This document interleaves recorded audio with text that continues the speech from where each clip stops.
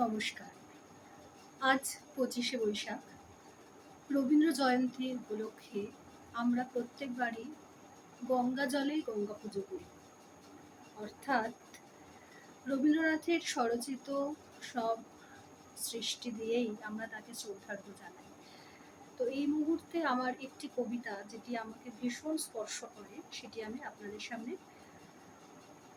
আবৃত্তি করে শোনাচ্ছি। জানি না কতটা পারবো, তবে মন থেকে বলার চেষ্টা করছি।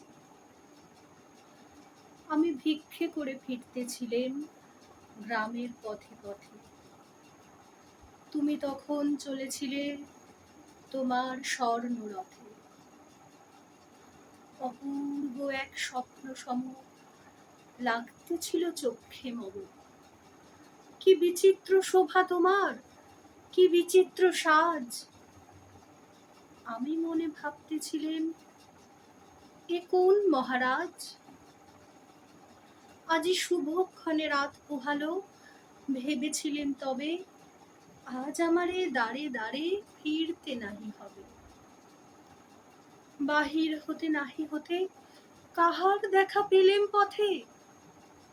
চলিতে রথ ধন ধান্য ছড়াবে দুই ধারে, মুঠা মুঠা কুড়িয়ে নেব, নেব ভারে ভারে। দেখি সহসা রথ থেমে গেল আমার কাছে এসে। আমার মুখপানে চেয়ে নামলে তুমি হেসে।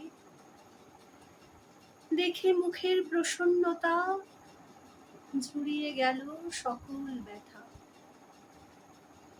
হেন কালে কিসের লাগি তুমি অকস্মাৎ, আমার কিছু দাও গো বলে বাড়িয়ে দিলে হাত। মরি, এ কি কথা রাজাধিরাজ, আমায় দাও গো কিছু। শুনে ক্ষণকালের তরে রইল মাথা নিচু। তোমার কি বা অভাব আছে ভিখারি ভিক্ষুকের কাছে, কেবল কৌতুকের বশে আমায় প্রবঞ্চনা।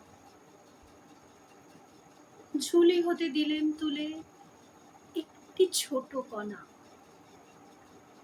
যবে পাত্রখানি ঘরে এনে উজাড় করি, এ কি ভিক্ষা মাঝে একটি ছোট সোনার কণা দেখি। দিলেম যা রাজ ভিখারিরে, স্বর্ণ হয়ে এলো ফিরে। তখন কাঁদে চোখের জলে দুটি নয়ন ভরে, তোমায় কেন দিইনি আমার সকল শূন্য করে।